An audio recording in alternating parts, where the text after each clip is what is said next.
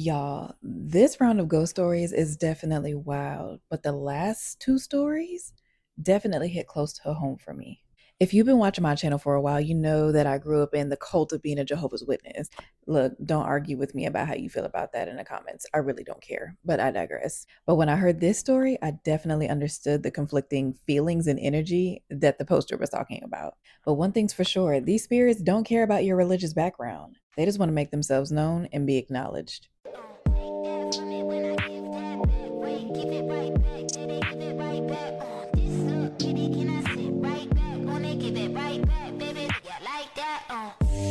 What's good? What's good in the YouTube hood? It's your girl, Luna Nova, and I'm back with another one for y'all today. Welcome back to the Mystic News, where we dive into the eerie, the creepy, and the downright paranormal. Y'all already know how we do over here on the channel, from haunted houses to ghost stories, all real life experiences that'll leave you questioning everything. But of course, y'all already know what time it is. Go ahead and grab you a drink, grab you a snack, and some protection items from yours truly. And if you haven't checked out the Shopify yet, go ahead and do that while you're watching this video. And let's go ahead and get into this next creepy compilation, only if you dare. Here is a horror story that happened to me and my best friend. If you don't believe in paranormal activity, just scroll because I'm not going to argue with you guys in the comments. So basically, for a little bit of background information, every single time my best friend comes over, no matter the weather or anything, we usually watch a scary movie and then go for a walk.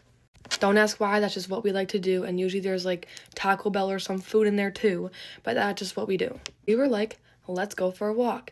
Now, where we chose to go for a walk might have been where the part where we messed up, but we always go back here. Like, I go back here with my other friends. Like, usually it's fine. I've had one or two experiences back there, but that's for another time. Basically, it's like houses lined up, and behind their house and behind their backyard is like a small pathway where you can walk. And the pathway leads to train tracks and like a park. It's not even like a park, it just has swings and this huge slide. That's it. So I think it's like dead summer, and we immediately walk outside, and a huge cold breeze just smacks me in the face. And I specifically remember that because right after that, I just got this bad like tension in my body that I didn't like at all. And I kind of like brushed it off just because I wanted to go for a walk. Like, I was bored. So like I didn't say anything, but she was feeling the same exact thing. And I figured that out after this happened. So maybe we both should have just spoke up, but whatever. Since we were both feeling a little like scared and, tensed up, Aubrey started telling me a story, and I don't know what it was about. I think it was like this girl stealing someone's boyfriend. I don't know, it doesn't really matter, but the most important part is when she was telling the story, she specifically said they were saying this girl had a weird face. And I don't know if this was actually what happened, but in my head, she kept repeating it. She kept saying, this girl had a really weird face. Again, I don't know if she was actually repeating that or if that's just the thing that stuck out to me. But in my head, she said that 10 times. She was just like, she had such a weird looking face. Like, Megan, it looks so weird. It's like, I don't know. That's just like the only thing I remember her saying. And then she said something about like it looking like disformed. And I was like, all right, okay, let's stop. I was like, all right, let's stop, because I got this god awful looking scary girl in my head and I could not get it out. Specifically remember a huge ass cold breeze smacking my face again, and that's when I was like, oh my fucking god, my body like tensed up. I got like the chills, and I wanted to say, Aubrey, we need to turn back, we need to go back. Like, something in my head was saying, go back, go back, go back, go back. And we kept walking. Just because sometimes I don't know if it's just because I'm being a pussy or if it's my body actually telling me, go the fuck back. So I was like, okay, maybe you're just scared, keep walking. So we kept walking. Okay, I'm getting kind of scared because I'm my room's in the basement and like the door's right there. I don't like, it's like too quiet right now. It's okay. We're walking and we hear two branches crack behind us. And I'm like, I shoot my head back and I'm like, did you hear that? And she's like, yeah. I was like, it's fine, Aubrey, just keep walking. So we keep walking and we hear more movement behind us, not trees like or branches cracking, like more like just like movement, like kind of like bushes moving. And I was like, bro, do you hear that or am I tripping? And she's like, no, I hear it, Megan. So I'm like, okay, whatever, just stay calm. And then it happened the third time and we bolted. Like, we didn't even see anything at this time, we just ran, right? Aubrey was a little ahead of me because the thing is like anytime anything like this happens, I like when everyone's in front of me just so I can like make sure everyone's there. And right behind Aubrey, and you guys saying this, I know you guys are not going to believe me, but you please believe me because I'm not lying. Like genuinely from the bottom of my heart, not lying. And I was almost throwing up and crying after this, like genuinely. So standing behind Aubrey, well, chasing Aubrey actually, is this tall black man with a long stretched out face. He didn't really have a face. He just had like a long mouth and like long eyes, kind of like that, all black, black body. And he was like hovering over Aubrey because it's like he was right there. He could have like got Aubrey if he wanted to, but he was just like kind of pacing, like this was Aubrey and this was him, and he was just like kind of pacing with her, if that makes sense. And I'm just like running, like I'm running basically next to it, and I'm just like looking up at it. Like I didn't say anything, like I didn't. So we get to one of like the houses, because like I said, we're a pathway behind houses, so we come out where we can like kind of run out in one of their front yards, if that makes sense. So we get there, and I like put my hands on my knees like this, and I'm breathing heavy, and I'm crying, and Aubrey's like, Megan, what was that? What the fuck was that? And I'm like like I can't breathe because I don't think she saw it. If I'm wrong, Aubrey, correct me in the comments. I don't think she saw it, but I'm out of breath, like crying, and I'm like, Aubrey, I'm gonna throw up. I can't catch my breath. And she's like trying to hold me and like walk me down the court, because basically I live on courts, and so we were trying to get to the end to get like to the main thing, if that makes sense. If you guys want me to, I can like always pull up a map and explain it, but that's like, I don't know. And so we're walking, and I'm not even joking. You can tell I'm just looking back, looking back, looking back every single second. I'm like, I'm not joking. I tell Aubrey, you look forward, I'll look back, because we need to make sure like that wasn't someone real, even though deep down I knew it wasn't, because he was right there. He was literally right there. I just heard something on my door. No one better try to scare me right now, because I will actually fucking kill someone. I'm actually scared. And thinking back to this, oh my god, now I'm hearing shit. We got back, and I'm like crying, and I don't even know what we do. Oh yeah, we come in my room, we sit down still out of breath, and then that's when we kind of like calm down a little, because you know we're in my room, we're safe, but we're still like looking around my room, like we don't want to leave my room. Like it was just so bad. I don't know, but whatever it is, we haven't gone back since. So yeah. But thanks for watching my story time, guys. If you guys want more, comment, because I have so many more, because stuff has happened in my house, at other people's houses, around my house, and yeah. So love you guys. Bye. Tell me a ghost story that sounds completely unbelievable but is entirely true. Boy, do I have one. Hey y'all, it's time to yap a little bit. I know I've been busy, so what? Anyways, so this story is from my teens. I was probably 13, 14 when it happened, I think. Now, if you know me, I'm originally from small town Texas. I moved around quite a bit, but always was in like a small town, specifically on a ranch in the middle of nowhere. Now, where I lived at the time, the nearest town was like 15 miles. Population 350. I think it's still like that. And this specific plot of land was not even a mile from a cemetery. And remember when I first moved in, I didn't really have a room, so I was camping out on the couch. And once we moved in and everything, and once we made a room for me, that's when I started staying in it. Now this room was fucking weird. The floor was always sticky, no matter how hard you cleaned it. And whenever you walk in a room, there was a difference in the air. Not that it was cold, not that it was warm, but it was wet. My mom and her boyfriend at the time looked for any sign of like mildew or mold, but there was nothing. And you could physically tell when you walked into that room that moisture would just cling to you. In the like dampest smell of earth, right? Never felt comfortable sleeping in that room. Always felt like I was being watched. And I don't know what I pissed off from sleeping in that room. But eventually we had a wasp infestation problem. Wasps, mean ones too.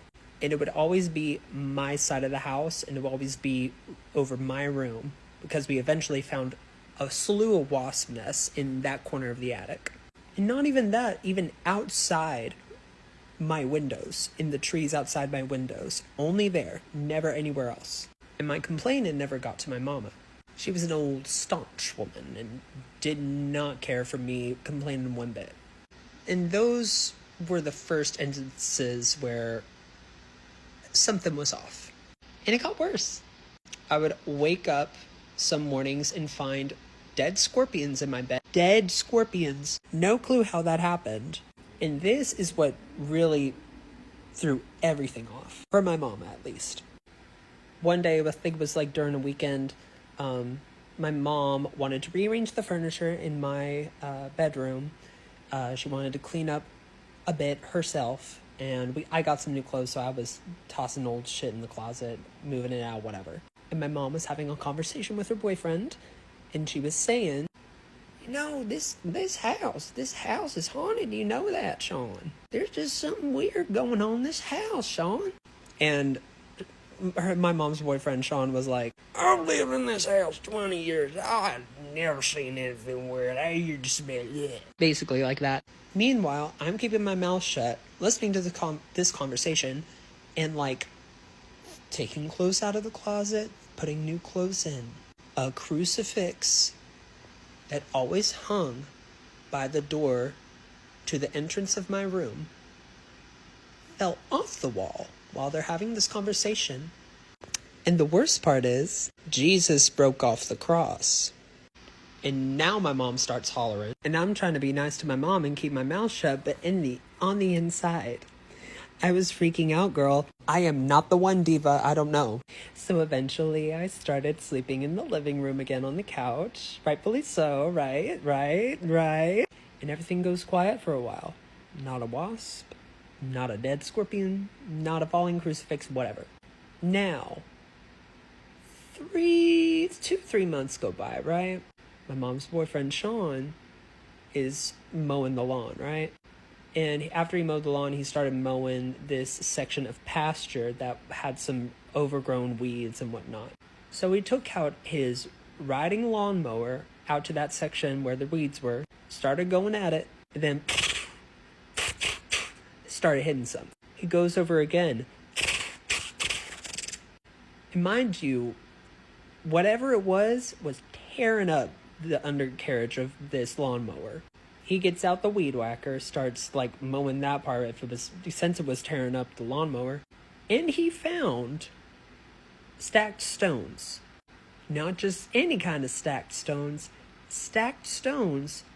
that showed a plot of a house with the corners and showed where everything was, right? And when we got a good look at it, we could tell this wasn't like concrete. This wasn't like, slabs of like carefully crafted like stone. These were like stone and like clay and limestone that were just melded together and just inserted in the ground. And these were long rows of stone that showed the outline of this house, right? Now, mind you, like I said, this was out in the middle of bumfuck nowhere, right? And who knows how old that foundation of that house is. So, could somebody have died there? I don't know. But whatever it was, it did not like me staying put in that house. In that room, specifically. And if you're out there, like Diva, I did not know. Okay? I did not know. Neither did my mama, nor did her boyfriend. I'm sorry. I'm very sorry, Diva. Forgive me. Day 9 of true, spooky, unexplainable paranormal experiences from throughout my life. This is probably the scariest, for me at least, story that I'm gonna tell in this series. It shook me to my core and still shakes me to this day. It happened when I was probably like 7 or 8 years old, and I used to do this thing when my mom would take a shower at night, and while she was in the shower, I would go hide somewhere, and then when she got out of the shower, she would like come and find me. It was like a little hide and seek type thing. But sometimes, instead of her like coming to find me, I would just hide somewhere and then jump out and scare her when she came out of the shower.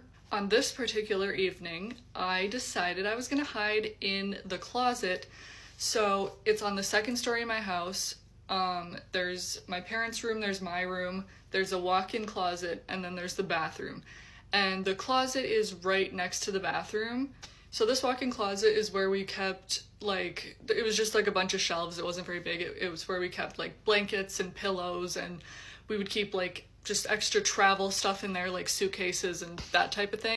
So I was trying to find a really good spot in there because it's quite crowded. So I'm like crawling around in there, In the back, like the far end, it's just like a long, skinny closet. And in the back, on the floor, is where we kept our suitcases. So I decided I was going to hide behind the suitcases.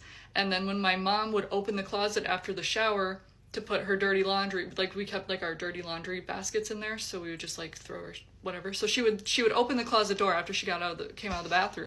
So I'm trying to hide behind these suitcases, and as I push on one of the suitcases to get it out of the way, and something says to me in this creepy, like, old lady / small child voice. It goes, "What's your name?" I shit you not, this fucking closet asked me what my name was. What's your name? Like, okay, sorry. I panicked so hard that I said out loud, I said, "I don't know what my name is," and I ran out of the fucking closet. There is not a single thing in that closet that should have been speaking. There's not a single thing in that closet that should have asked me what my name was. Yeah. I, like, moved the suitcase, and something asked me what my name was. Bro. But yeah, I told my mom about it afterwards, and she couldn't figure out what it was either, because she also said there's nothing in the closet that should have been speaking to you. And to this day, I don't know what that was. I was terrified of that closet for a good, like, I don't know, year after that. Like, when I would put my dirty clothes in the laundry basket, it would be like, don't look, open the door, throw, slam that shit, run away. Like what was that, bro? What was that? Alrighty, guys, it is 9:52 on a Sunday. I have work in the morning, but let me tell you a quick ghost story. First of all, excuse my appearance. I just got out of the shower. I'm gonna head to bed after this, but I already skipped too many days, so I gotta tell you guys a ghost story. So, I want to tell you guys about the hometown that I grew up in and some of the experiences that I had there. So, I grew up in Redlands, California, which has a very, very dark past. It has a very satanic past.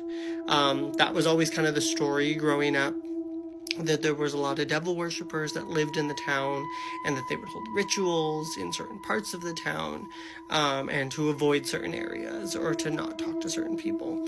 But for the most part, I just kind of chalk them up as like stories. But the more you deep dive into it, the more you realize there's some actual history behind all the different things that our parents were telling us. So this story starts out at Ford Park in Redlands. At Ford Park, there is a very large oak tree that sits across like this lake that they have there. And the tree's been there for as long as I can remember. Legend says that there is a witch that was practicing satanic rituals, and like black magic and stuff. And I guess she had hung herself from the tree that was there.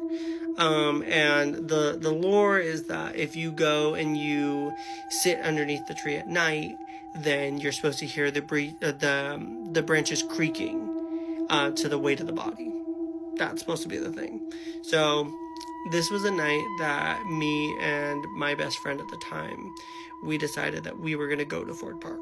We were going to go and like do all the things, because at this point we're probably maybe early 20s, maybe late teens, something like that. So we go to Ford Park, and the second we park, we realize how nervous we are to actually get out of the car. So we just sat in the car. We sat in the car and just told spooky stories, and like was trying to see if we could like see anything. We like rolled down all the windows. We tried to like figure out like a happy medium of being scared but also not going and doing the full thing.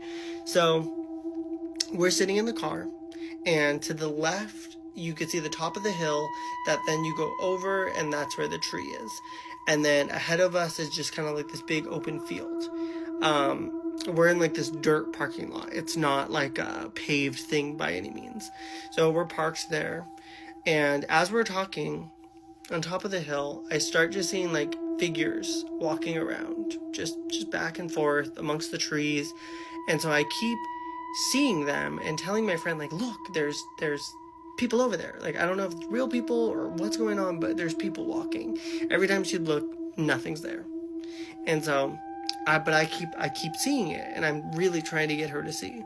But it's fine. I let it go because, again, it's not anything super rare for me to see. So I'm just like, okay, I guess you're not seeing it, but it's fine. So then we keep talking. All of a sudden, she grabs my attention toward a tree that is like maybe, I'm gonna say like 50 feet in front of us. It's sitting there. It's a pretty wide tree, probably enough for like maybe 3 people to be behind and you wouldn't see them. So we're looking at this tree and she's telling me that she swears that there's somebody behind that tree. And so I'm like, okay, like, so I'm staring, I'm looking, waiting for something to happen. Because again, we came out here to ghost hunt. But then I started thinking, like, well, what if this is a real person? Like, maybe maybe this was stupid. So we roll up the windows. And then, but I don't take my eyes off of this tree. So I'm looking at the tree. And then all of a sudden, I start seeing something. I start seeing just this little head kind of peeking around the tree. And I'm like, okay, but it's dark, so I'm trying to like make sense of what exactly is happening. So I'm looking at the tree, I'm seeing this little figure kind of poking, then all of a sudden I see it poke down a little bit lower, and then it's a little bit higher, but it's like kind of all over the place. Sorry, I had to pause for a second because my friend walked in. But anyway, so it's all over the place. It's poking from like higher, then it's like close down to the ground. So we're staring at this, but we're still like almost not sure what we're seeing exactly, because it kind of looks like a figure, but then it kind of looks like a person, but then it kind of looks like a dog, but then like we're just trying to make sense of it. But I know we're seeing it because we're both seeing it at the same time. So I know it's real. Like, it's not just my eyes playing tricks on me, because she's also seeing something. And so as we're looking at this thing, we start getting a little bit spooked, because then I start seeing it down low to the ground, and it almost looks like it's like crawling out from underneath the tree, like from behind it, but on the ground. And so then I tell her, like, we need to go. Like, I don't know what this thing is, but we need to go. So then we go, we back out, and then as we're driving forward, I swear to you, I mean, it happened so fast that I almost feel like I can't say for sure, but this is what it feels like I seen. It literally looked like a person crawling on all fours towards the car as fast as they could, because she bolted it out of there. She peeled out and then went straight. But as I looked to the right at the tree, it looked like it was crawling, and I hate that visual. So then we leave there. We're driving, and I live like up a little bit, like from where Redlands is, and then she lives down a little bit. So she has to go and like drop me off and then go back down. But then we just start driving like further into Redlands, and we're both like kind of not saying anything. Like we're kind of just reeling from like what happened. Like we're scared, so we're just like, what was that? Like, I don't understand. Like, was there a person out there? Like, I don't know. Like, was it a homeless person? Was it like somebody like just messing with us? Like, I don't know. But 100% I saw a person crawling on all fours and peeking out from behind a tree. And so we're driving, and then finally we both like come to terms with the fact that like we're just driving. So she's like, where am I going? And I was like, oh, I just figured you dropped me off at home. She was like, I'm so sorry. Like, I just started driving. I was like, no. I was like, I didn't want to tell you to like turn around, because I feel like the second we flip a U-turn, there's going to be like something in the road. Like, I just feel like something followed us. And she was like, I was going to say the same thing. She was like, that's why I kept driving. She's like, I just kept going forward because I didn't want to go back the other way. And so I told her, I'm like, okay, just go ahead and flip around. It's okay. So then we flip around. Thankfully, obviously nothing's there. She takes me home, drop me off. She gets home. I see her maybe 3 or 4 days later, and I'm showing up at her house, and I'm waiting for her to come out of her front door, but I'm standing by her car. And I look over at her car that we were driving in that night, and there's a handprint on the back of her windshield. And it's like one of the ones that's like just made of dust. The rest of her car, clean. but the handprint just made of dust. And so I was like, okay, wait, how is this? And so then she comes out, I ask her, she's confused as well. And like, we're trying to be like, okay, what's going on? So she asked her whole family, like, hey, did you guys like lean against my car? Do you know how this handprint got there? No idea how this handprint got here. And her car is parked in like her driveway, like with the gate shut and everything. Like there's no way that like people are walking by and like doing anything to her car. And she was like, I'm just noticing this right now. She was like, I drove my car this morning and I'm just noticing it now. So that's like wild to me. So then we dusted it off and then we just let it go. Just let it go and just chalked it up as another one of our experiences. So that's my ghost story for tonight. I'm gonna head to bed. I hope you guys enjoyed it. I'm gonna try and be better about posting. So fingers crossed that we get a bunch more ghost stories before Halloween. Good night, guys. This is the first time that I've ever told this story, and I know that it may come off outlandish, and I don't know because I've always been God-fearing, and my mother has always taught me about Jehovah. And so if you know, there's like certain belief systems that you just don't believe in certain things. You know, afterlife is afterlife, you know, and the dead is conscious of nothing. And while I do believe that, I just, you know, sometimes we just don't know what happens after life. You know what I'm saying? As much as I know that the Bible provides us the principles of it all, but we don't quite 100% know what happens after death, right? So, before I get into how I believe that there was some kind of spiritual being in my apartment that was trying to convince me to leave my apartment, and it worked. But we'll get into that in just a moment. So I want to say about 2 years ago, I ended up having an encounter with a stalker. And, you know, it's kind of hard to, it's so funny because it was my first experience. So I think I believe that I kind of gaslit myself into believing that maybe it wasn't that until I couldn't deny it any longer. It had got to a point where my family and friends, was walking me home, and making sure I get inside my apartment because it had gotten to that point. And so initially what happened was one night, I would say it was about maybe 10 o'clock at night, and I was just sitting in my car. And at the time that I was sitting in my car, I was on live. I was on another streaming service, and I was on live. And one of the people in my live basically was like, "Why are you outside so late?" Me not thinking at the time nothing, because I had lived in this apartment complex for about 9 years at that point, and I never really had any encounters. And so I was confident. It was the summertime, and there was a few people outside. And there was also men that usually play in front of my apartment complex, so like their dominoes or whatever. And so I don't know, I just didn't feel there was no need to not be in a car, okay? And so anyway, I'm sitting in the car, I'm just looking around casually on live talking, and it just so happened that I looked to the left of me, and as I looked to the left of me, there's a Hispanic dude standing there. But what made him stand out is because I've never seen him before. And so obviously I was like, okay, who's this person? I just was like, just glimpsed at him. And I don't know if at that moment he might have caught me, you know, somebody can feel you watching him. So, you know, at some point he noticed me and I noticed him. And I still sat outside for a little while, but the entire time that I sat outside, he sat outside as well, but he continuously watched me. And for some reason, which is crazy because normally we don't get afraid when we see somebody watching us, right? But for some reason, I just was like, why is he still staring? You know, because to me, I felt like, and I think what was one of the reasons why it was alarming to me is because he wasn't a bad looking guy, right? So if you normally under most circumstances, especially in the hood at that time, if a guy sees something that he likes, he's going to try to say something, right? Because he was new around the neighborhood, so he didn't know if I had a man or not. So usually they'll try to, you know, say something. And I thought it was odd because he was a nice looking dude. He was Hispanic. He dressed well, very modern, very urban. But so I thought it was like kind of odd. But anyway, I'm just sitting there for a few minutes, and it's just something about the you know, you just get this feeling to you just get this feeling that maybe I should go inside. And so I got that feeling. And so I started to close up my car door and everything. And by this time, it was only a few people out, and they were further down the block. They weren't nowhere near my building, but he was a building over. And so I started to walk towards my apartment building, but I just kind of kept an eye on him a little bit before I started to walk to make sure that he was still where he was at.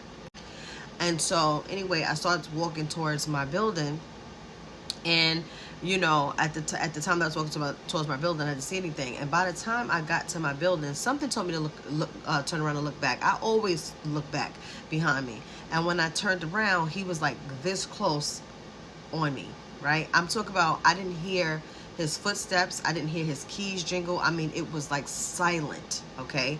And before you know it, when I turned around, he was like right on me, to the point where he grabbed the door at the same time that I grabbed the door. And then he goes, you want me to hold that for you? And I'm thinking to myself, I got the keys, you didn't have the keys, so why would I need you to hold the door for me? And so I thought quickly. I said, you know what, yeah, you can hold the door. I'm gonna move my car up a little bit more because there's a better parking spot. Now, did I need to move my car? Absolutely not.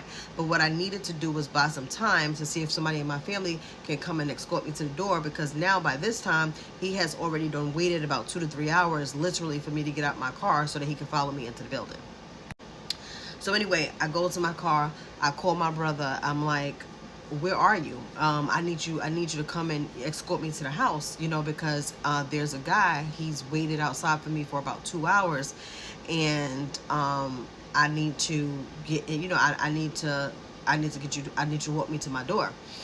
So anyway, I ended up calling somebody else to come downstairs to come to the door for me. Now, meanwhile, while I was waiting, because my brother said to me at the time, because I was describing who he was, etc., and my brother, who was like, he was in Brooklyn at the time, so he was telling me like, yo, Meek, don't go inside, because don't be brave and try to go inside. They got the MS-13 gangs, etc., so just be kind of careful, don't try to be brave. And I was like, oh, okay, cool. So anyway, he's standing in front of my building. I take my car and I move up, and now he's adjacent. He's standing in front of my building. Now I'm across the street, parked in my car, and he's literally standing, not near my car because he was across the street, but he's still standing just watching me in my car now, right? And not saying nothing. Again, this is a young, attractive, nice dude, a nice looking dude. So my thing is, you offered to hold the door and all these other things. You still not talking though. You're just watching, which is really, really scary. And so at some point, I'm in the car. I'm a little panicked, but I'm kind of playing it off or whatever. And I'm also pretending like I'm not afraid at the same time. And so by this time, I hear somebody call my name, Meek. It scared me. It startled me because I wasn't expecting it, and it was somebody waiting for me to come to the door. Now they're standing with the door open, waiting for me to come to the door because they was like holding the door for me. And he's standing not too far from where they at, and they're both looking in my direction. He almost looked absolutely angry and devastated that he allowed me to wait for somebody to come and answer the door for me. Okay, so now when that person comes to the door, they now seeing this person was legitimately waiting for me, because even when somebody came downstairs for me, he didn't walk away, he didn't run, he sat and watched me walk to the door, as if to say, I will never let you get that opportunity again, right? So now when that happened, I'm like, okay. That startled me. That's the first time that ever happened to me. But I knew that there was a girl that lived in the building to which he was sitting in front of. And usually at night, about 12, 1 o'clock, she was a young girl. She would come home from work at that time. And, she's a young girl. So usually when she come home, she dressed, cute and whatever. So I was worried. I called the cops. I said, listen, there was a dude outside my building, and he literally waited for me for about 2 hours, and he attempted to follow me inside my building.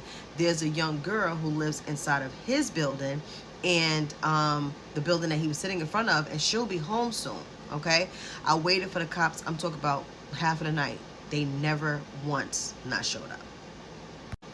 So now I'm like, okay, now my guards is up, because now we had that incident. So now I'm moving forward. I'm looking and seeing who was this Hispanic dude that I never seen him before in my life. And so at first, I was kind of familiar with the people in my building, so I kind of asked around a little bit, did they know of him? And at this time, nobody knew of him, right? Because again, he was new in the neighborhood. Nobody really knew who he was. And so as time go on, I'm thinking, okay, maybe I'm okay. I now started to keep my head on the swivel, but unbeknownst to me, he was now living in that building next door to me. Okay, and here is where it got a little crazy. So this is probably going to be a part 2 and part 3. I'm not 100% sure, but I just want you guys to get a gist of how it started and all the time, all the things that had happened to me. And so after that first incident, now I'm having reoccurrent incidents now where he's constantly attempting to follow me inside of my building. And at this time, he had an orange car, an orange Jeep, which was like, it stuck out like a sore thumb.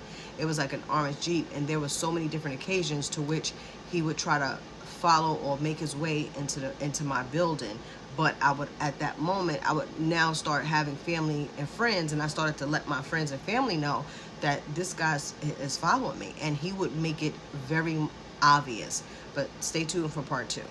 So finally, here's part 2 of why I believe that there was an entity inside of my apartment that was trying to warn me to get out, and I listened. Now, let me just say this also, and I always say this, and I think I said this in the last video. It's so important to mention that I'm God-fearing. I believe in Jehovah, and this video is not to be scary to any of you, anything like that. And again, like I said, we don't never really know what happens after life. From my understanding and the way that I was raised is that the dead is conscious of nothing, okay? However, the reason that I'm saying this is because it's just certain things that was happening. It was too coincidental to think otherwise, okay? But again, I don't know. This is what I just believe. It's not law, but this is just what I felt. And so anyway, from the previous video, I was explaining to you guys how I had an encounter with a stalker. And basically, this probably happened a little over a year, maybe a little more than that, where I literally at this point had to start having people to escort me in my home from the initial time that I had an interaction with him. And at that point, it just became an everyday occurrence, if you will, with maybe a few exceptions in between. And so I found out that he was living next door in a building next door to me. He had a family with a girlfriend and 2 kids. I didn't even know this, but at the same time, it did not stop him from literally trying to watch and see when I came in. It didn't matter the hour. He was definitely trying. So it had gotten to a point where I had to notify my neighbors and let them know what was going on. And I would tell anybody that even despite the fact that I gaslit myself and believing at first that he might not have been a stalker and that maybe I was just overreacting, is, like I said before, is because he was an attractive dude. And one of my, well, not my commenters, I didn't realize that part 1 video ended up on YouTube.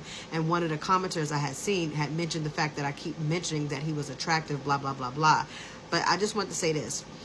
Many serial killers or stalkers tend to get away with the things that they get away with because they are very charismatic. They also are very attractive, sometimes even very smart, and they blend in with everybody else. And sometimes those be the very things why many people believe that this is just made up, because obviously he's attractive enough to have a family as well as to be able to date anybody he wanted to, potentially wanted. So why would he be doing that to me? And I too gaslit myself in believing that. But the purpose I mentioned that he was attractive is because it played into why I started to realize that he is more dangerous than I would have liked to believe. And so that's why I mentioned. And again, remember Ted Bundy, the Night Stalker. So this is not uncommon for people to be attractive and still be harmful. But also, I think that people have to have a sense of awareness that serial killers and stalkers exist in our communities as well. Because at that time, I was living in a different community. And a lot of times people think that these things don't exist because that's how it was probably, I guess, talked about. But no, there are serial killers and stalkers within our own community. And unfortunately, with stalking, it's so hard to prove that, right? And so you really do probably sometimes have to either take actions in your own hands or just kind of like move, because there's no way to really say with certainty, or get help, I should say. Sometimes they would have to hurt you before anything actually happens. And so, long story short, there were so many different occasions to where I would have an encounter with him. It got to a point where now I would call my brother and be like, I would actually have to rearrange my own life to make sure that somebody was always available for me to escort me in the building. And you know what I also found to be even more insane is that at some point he realized that I was kind of becoming uncomfortable with the situation. And I think that he probably even had the experience of knowing that there would have been nothing I could do about it. At some point, I even called the police, and they never showed up. And so I really was feeling powerless, okay? And so at some point, I know that he was making me uncomfortable. It had become very evident because at one point, somebody even told him that this is making her uncomfortable. Please stop, And that did not stop him at all. As a matter of fact, he continued. And, but luckily, like I said, God is good. But I want to get into what you guys probably came for. How did I believe that there was something that was warning me about potential harm?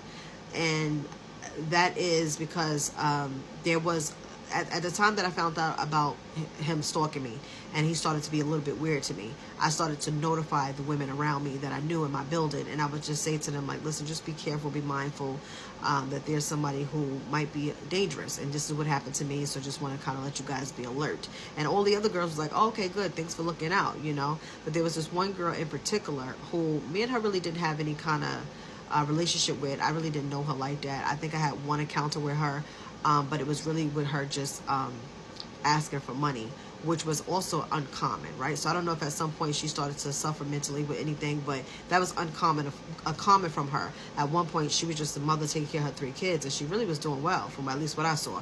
And at some point, she ended up losing her children and, falling into depression. And that's when she started to sit in front of our building a lot, often. And at one point, it wasn't concerning to me. I might have judged her a little bit because I was like, you should be fighting for your kids, not kind of giving up, unfortunately. But I would say that that's about it. I didn't really see it as any, worry about her at any point until he became somebody that was, a concern. But I still didn't say anything to her because I didn't want her to be confrontational, because at some point she became that way. And so I kind of just was like, you know what, again, this might not even be real. I don't want to say that to her. She lets him know, and then it might be, escalate. So I ain't gonna lie. I just was like, you know what, maybe it ain't what I think it is. So I just protected myself, and I just kind of just let people know and let them, know that, listen, just be careful. So I get a text message from my neighbor one day, and she goes something to this effect, I'm paraphrasing, but I'm going to show the screenshots, where she was basically telling me about what happened, and that they found the young girl that I'm talking about on the 4th floor in her apartment, and she had been dead already for 3 weeks, and they didn't know if it was suicide or if it was a homicide. They had no way of knowing. My neighbor believed that she was suffering from depression and it could possibly have been suicide, but there was no way of really knowing. However, that to me was immediately a red flag, because again, before this incident, she had already been sitting in front of our building for so long, and he wasn't in our neighborhood, and never there was an issue. She had also been already trying to get her kids back, and she was, sometimes doing pretty good. So I don't know if she was depressed or not, but it just was uncommon. Another reason why it became a red flag is because at some point I never knew, and I was in the building for a long time, that we never had camera surveillance, and that, there wasn't that presence like the cameras in the elevators and things like that. And after she passed away, there was this heightened sense of police all in front of the building. They never did that before. They was in the building, they was on the corner, they stood in front of our building for a couple of months after that. And I would notice that during that time, it was only a small time, only a small fraction of a time that he was not bothering me. He literally just almost seemed like he just stopped. It was like I would see him and I'd be prepared to call somebody, and he just walking past me really fast to let me know I ain't thinking about you. It was it was given that. So now I'm like, oh, okay, well maybe I was kind of overreacting. Maybe he is not thinking about me. And that went on for a little bit. But when he stopped bothering me, something started bothering me inside my apartment. So I'm sitting on my bed one day and I'm about to make a TikTok, and literally something like a fog went across my screen. And when it happened, I'm like, I know I did not just see what I think I saw. I'm a very God-fearing person, so I'm usually prayed up. So I'm like, I know I did not just see that. So I called my daughter in. I put it in my draft. I saved it, and I called my daughter back, and she looked at it again, and she saw it. So we looking around the room to see if there's something that would show why would that happen. Nothing would have ever shown that that happened. My daughter had said to me a little while earlier, but I never really paid it no mind, that something had called her name when she was in the shower, and she had started to get scared of being in the house by herself. And she would call me like, "Mom, are you ready? Like, when you coming back? I'm scared to be in the house by myself." And it was like, it never dawned on me until that day, and I was like, wait a minute, we might have a problem here. But now, prior to that, I was in the apartment for years. Never ever had that incident. Never. Now the girl downstairs passed away. The guy outside is not bothering me as much, but she's gone. The cops is in the front of the building. There's cameras all over, and now this is starting to happen. So I'm like, wait, what is going on?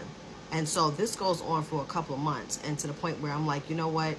I got to get out of here. I still tell my mother, I'm praying every day, cleaning up the house, asking Jehovah to protect me from the things that are seen and unforeseen. I'm doing all of the things, but I'm still very, very fearful. But see, Jehovah worked in mysterious ways, because at that time I had no idea that we would end up with a house. Okay, and so we were able to get a house, a secure house. So now I'm moving between my apartment to the house, but I'm still kind of there and lingering around a little bit. But lo and behold, by the time I really solidified myself into my new home, and I was able to give somebody else my apartment, no type of activity whatsoever.